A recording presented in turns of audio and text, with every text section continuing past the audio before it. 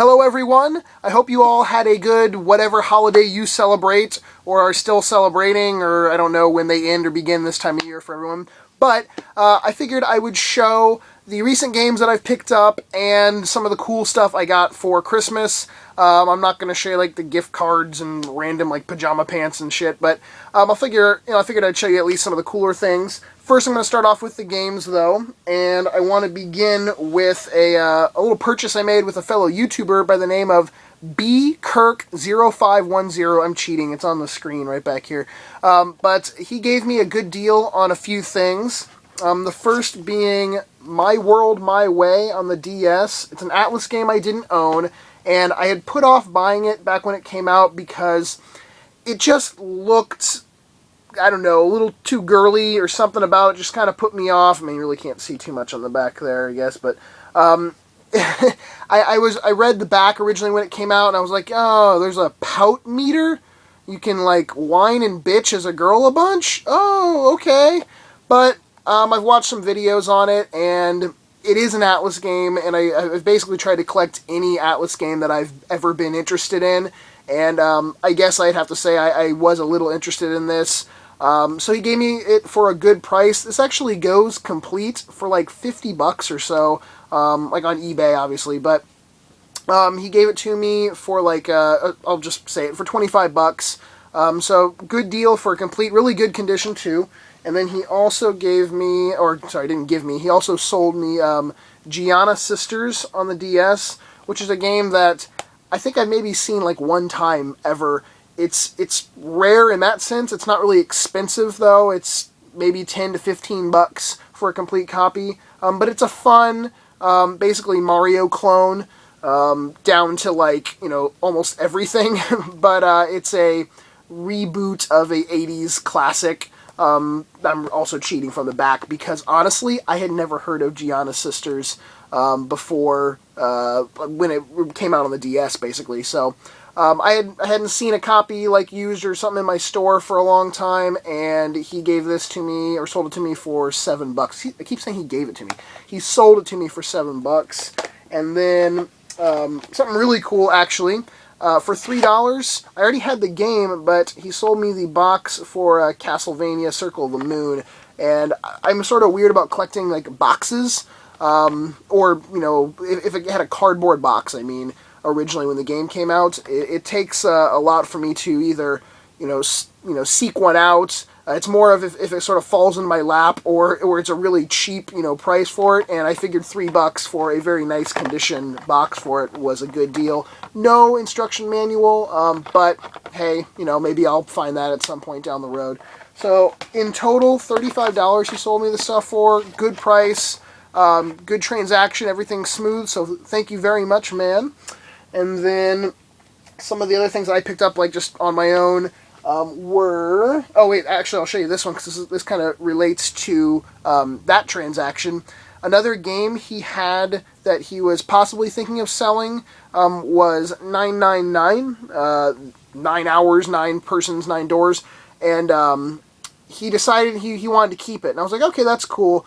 The very next day, yeah, it was like the very next day after I talked to him, someone came in and traded this in at my store, and I hadn't seen a pre-owned copy in quite a while, especially complete with the case and everything.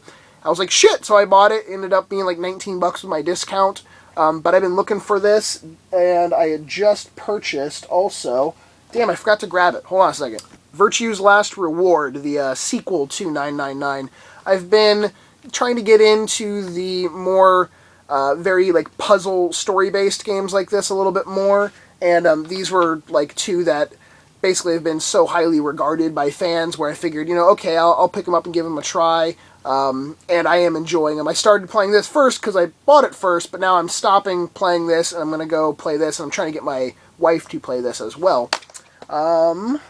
Next, some stuff that you might have seen in other videos, but, you know, they weren't like pickup videos or anything.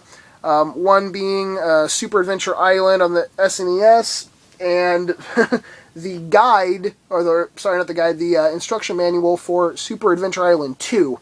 So now I just need the game for this and the manual for this, but this came from Joey, and I remembered he had it, and it was sitting in his stack of manuals he sells for like $2. So he gave it to me for $1. I still need to give him the $1 for it, but I figured now that I have Super Adventure Island, I'm going to be getting Super Adventure Island 2 very soon, and this, for $1 will go with it nicely. And also from Joey, you saw this in, maybe you saw this, in an episode of Video Game Sellers that he picked up. After we were done filming that day, I decided I wanted it, so I traded him some other stuff for it. Duke Nukem Time to Kill on the PS1, complete, nice condition. And I purchased this by recommendation from a while ago, watching a video from Pete Dorr. He did like a review of this, I believe. I can't remember what video it was in, but he talked about N2O nitrous oxide on the PS1, and it has a pretty cool soundtrack done by Crystal Method. It's crazy bright, pretty colors, and it's like a shooter. So I was like, you know what? I'll give it a try. I'll check it out. It literally, like, I just got it on Monday, so the day before Christmas. So I have not played it yet, but I paid $9 for it with like free shipping. So good price on that one. That came from eBay. This was actually something I picked up a while ago. I was planning on selling it, and then I was like, you know what? I was wanting to get back into the Tomb Raider series, and I have it. I have a copy of one of the games right now, so I might as well just throw it into my collection, and that's Tomb Raider 3. I used to own, I think, the first 4 Tomb Raider games, and I sort of went through like a little bit of a change in what I was collecting, and at the time I was like, you know what, they were fun, but I'm really collecting RPGs right now, so I will sort of sacrifice, some of my games and put that money towards, what I'm really looking for. And I got rid of all my Tomb Raider stuff, and this was years and years and years ago, but I decided now, I want to get them back. One of the very few times in my entire collecting career when I have ever gotten rid of games from my collection. It was like one time I got rid of about 15 or 20, and most of them I don't want back. But a few of them, like the Tomb Raider games, I do. So I kept this. I didn't pick it up for myself. I kept it from a garage sale pickup, which was like, 50 cents, I believe it was what I paid for that. You guys probably saw in the Christmas episode, I grabbed S11 Project S11 on the Game Boy Color. Cool little shmup. This last game I actually thought I had already purchased. I even had added it to my games list that I store on a hard drive in case of insurance purposes. I was looking around, I was like, I don't see it. I never bought this damn thing. And that is Metal Storm on the NES. I bought it off of eBay, so I didn't get a good deal on it or anything, but it is one that I had on my list to buy for quite a while, and then, I don't know how it ended up, being crossed off that and added to the other list, but whatever, I own it now. For Christmas, some of the cooler things I got, this little freaky fucking zombie, a dashboard zombie.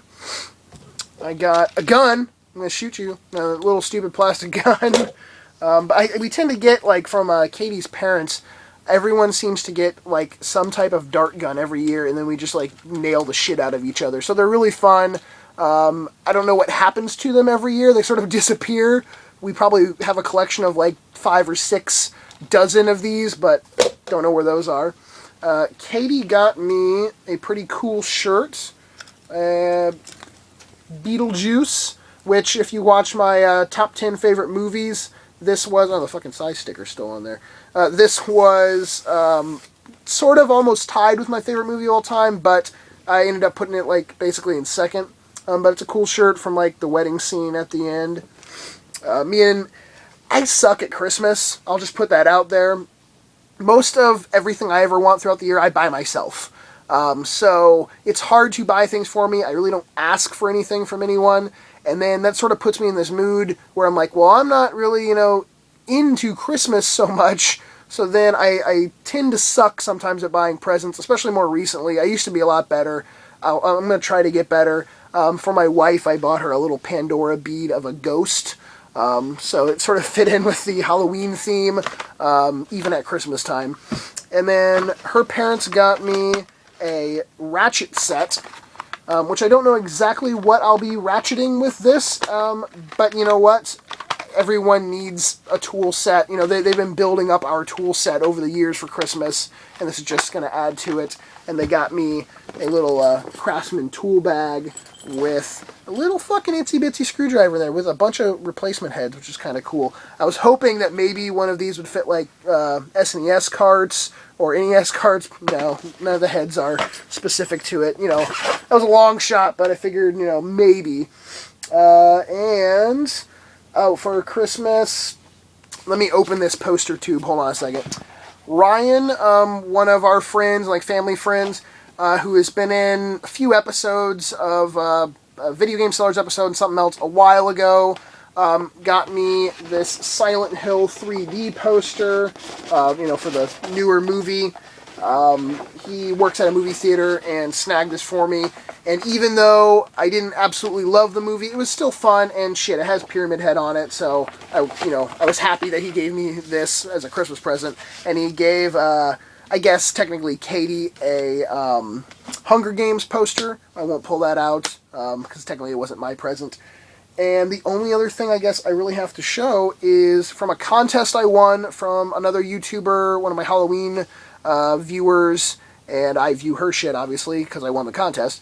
Her name is Joyzy Gal, and she sent me a t-shirt for her haunt, Bloodcrest Manor, and a little button. So thank you very much, Sharon, for that. And I guess that's it, guys. So, again, thank you for watching. Hope you had a good holiday season, and... maybe let me know some of your favorite presents and stuff you got down in the comments below. That seems to be a theme. I'm asking you guys to leave comments related to a question I'm asking. Isn't that crazy? Isn't that weird? We're communicating through YouTube and comments. So I'll talk to you guys later. Peace.